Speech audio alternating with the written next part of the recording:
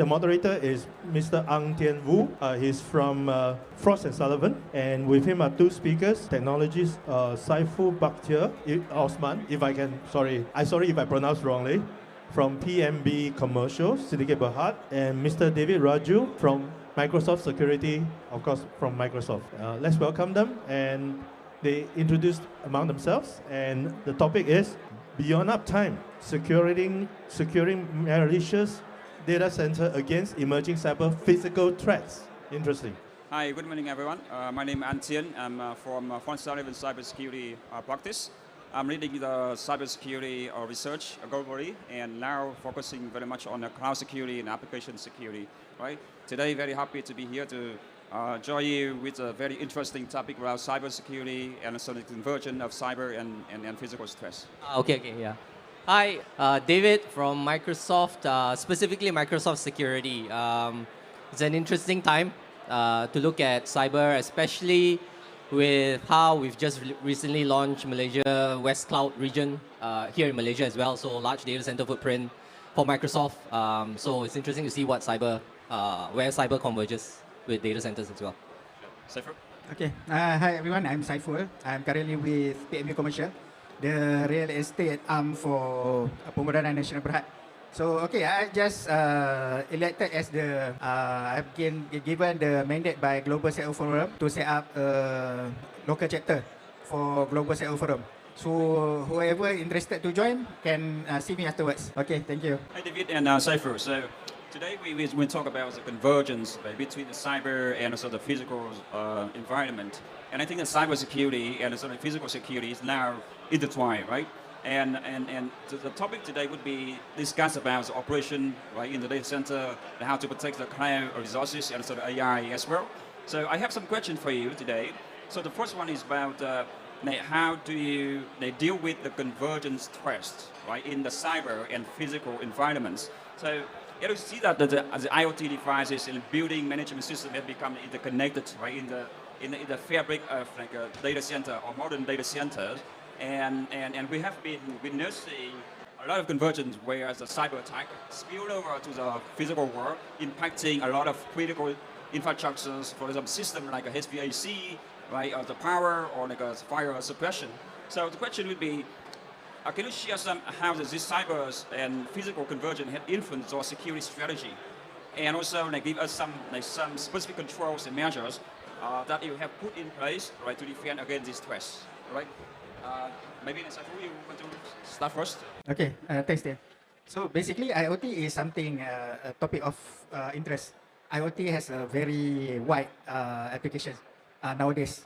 So especially, anyone here who has been to Miami International Airport? Anyone here?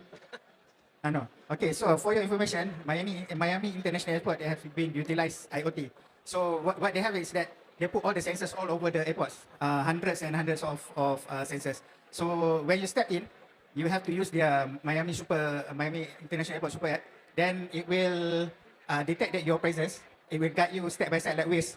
Turn left, turn right, go, don't jump, whatever lah. So step by step until you arrive at your boarding gate. That's one. How fascinating is that? By utilizing the IoT sensors and increase the satisfaction of the customer. So the airport. Then it will also, along the way, it will also inform you of the sale of the day, special offers, the nearest restaurant. So everything this increase the satisfaction of the travelers. So this is how they use IoT. And besides that, also we have like a normal Boeing 737, 787. So this way they have thousands of sensors on board. So these sensors will detect and also send the signal to the ground. So if there's a problem in the airplane mid-flight, so when you arrive to the next destination, the ground crew will be already available because they know how to fix, what is the problem. So the ground crew, the engineers will be on standby. Whenever you reach your next destination, there you have it. They will fix and fly. You can straight away go for departure because it's already fixed. That's how they utilize the IoT. So that is the good part. So also applies to DC. We have a lot of sensors, the humidity, for fire, for air condition, room control, the environment. So this IoT is very essential to provide a good environment to the DC. So that comes to our topic, yes. Nowadays, IT and OT, we cannot put it into silos because if there's a problem in one side, it will impact the other side. For example, if there's wrong with the any of the IoT sensors, it may give false trigger to the hatchback or even disable the fire alarm. So that is the risk. So as for us, just to be frank with you, all the company that I work for 25 years, so always very strict budget. We don't have so big budget that we can spend for data centers. So you have to understand that. So we have to make do with what we have. So like we have the most immediate one will be the network segmentation and also the micro segmentation. So by having this segmentation, we put a barrier. So a strict barrier between IoT and also the BMS, where we can control all these devices is only restricted in certain VLAN. Number two is zero trust architecture. So zero trust architecture, all these devices must be authenticated and regularly authenticated to make sure that it's valid. Then last but not least is the most important one, is the firmware and patch management for IoT device. So the problem with IoT device mostly is hard-coded. So we depend on, you have to really manage your supplier chain, because this IoT is the most, the high risk for any tampering. So without the latest signature, then you open a lot of risk for the hacking for your data center. So the firmware patch is essential. Thank you. David, can you share your thoughts? Yeah, so it's interesting, right? I mean, you think about data centers and how we think about securing data centers, especially now that we've got one that it's in country in Malaysia now. The way we kind of think about it is that, there's actually very little need for a human engineer to be inside our data centers, right? But even in the event that we do need one, we've got all the sensors that goes in. It's interesting, you can actually go to Microsoft, our service trust portal. From there, you can actually see all our controls we have around actually physical security of our data centers. So from the moment if somebody actually needs to badge in, those telemetry actually gets sent up into our data centers, into our data lake. We see what actually are the humans doing in there. Of course, we measure humidity, the power, and all that as well. So what's interesting is if you kind of step outside the data centers and when you talk about IoT, Saiful mentioned about how the use case of Miami Airport. But what's interesting is there was actually a breach because of an IoT device. If you can go and look it up, it happened quite a few years ago. It was basically because of an IoT sensor in a fish tank.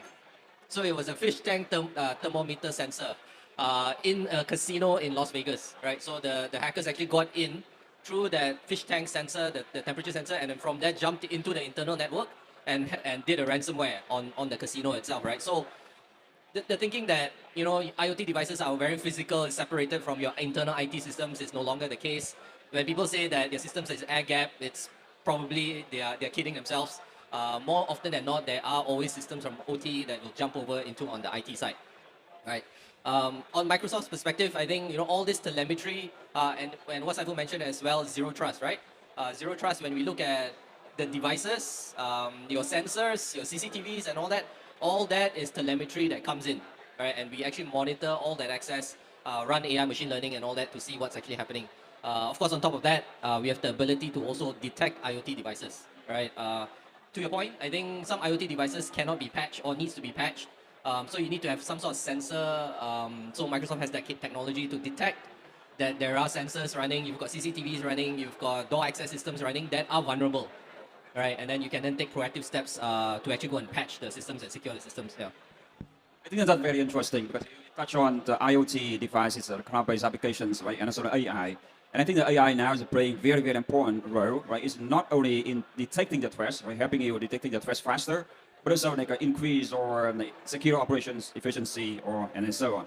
So my question is, when it comes to this AI, it comes to the two questions. One is, how do you use AIs to increase operations? And another thing is that how can you protect the AI system themselves, right? Because they are the software or they are the workload that can be vulnerable to attack. So how can they protect the AI system themselves, like from the risk, emerging risk, like data poisoning, right, or like a model manipulations, or in this like a cloud and so like a data center connected world.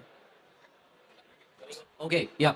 So if you think about AI and today, and especially with everyone here around data centers that generates a lot of telemetry, right? And even down to IoT devices, they generate a lot of data.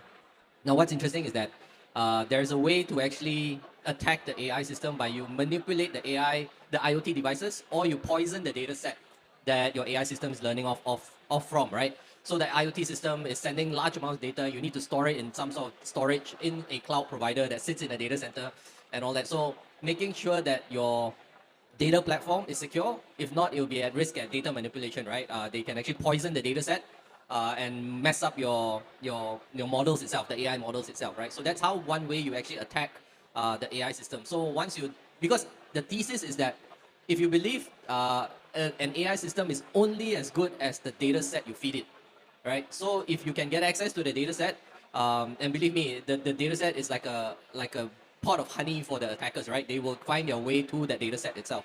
And once they get there, they do the poison, the manipulation, AI manipulation, and poison the data set itself from there, right?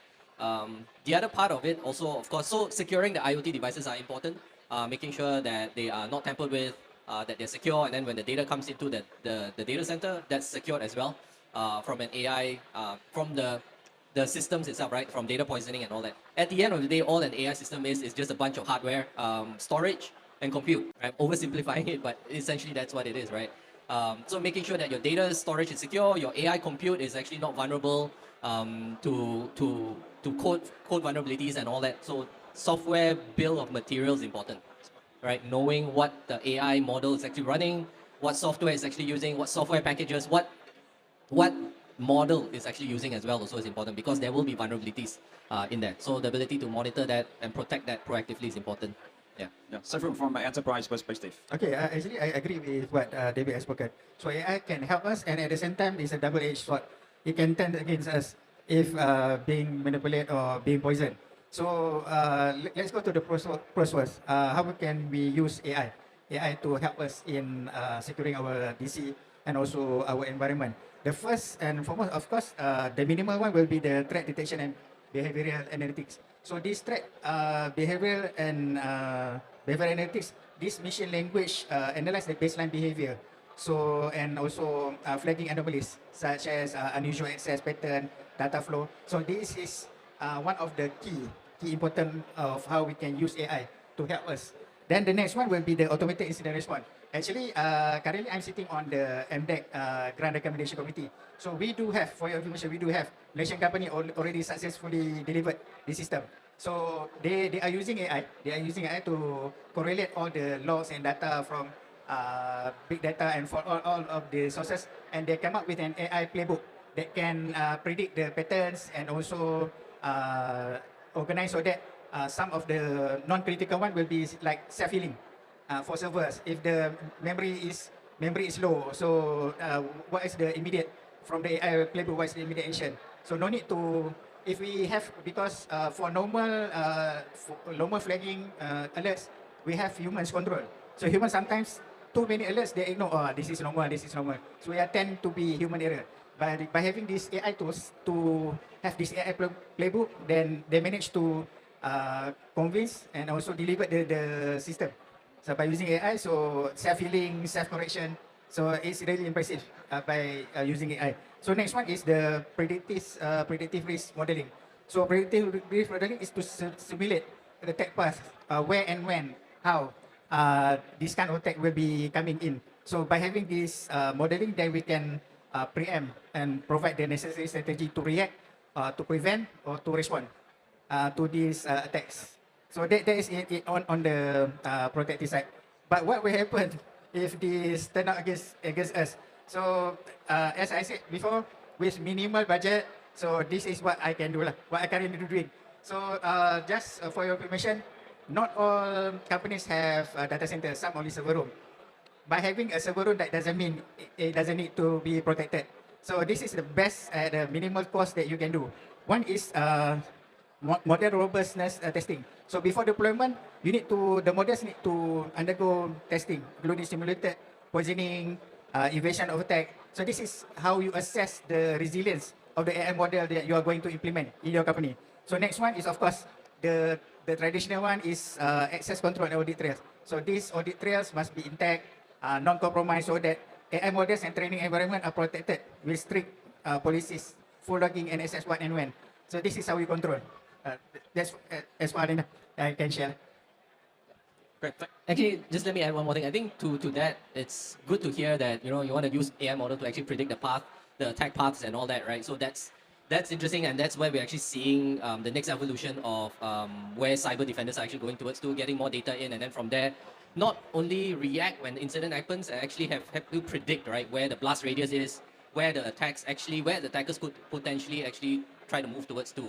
The other thing I wanted to add, and I forgot about this, was around the AI side, was around this concept called AI red teaming. So we actually go and red team, do like a penetration test on the AI system itself, right? So you try to prompt inject, you try to break the AI guardrails and all that for it to do things that it's not meant to do. So yeah.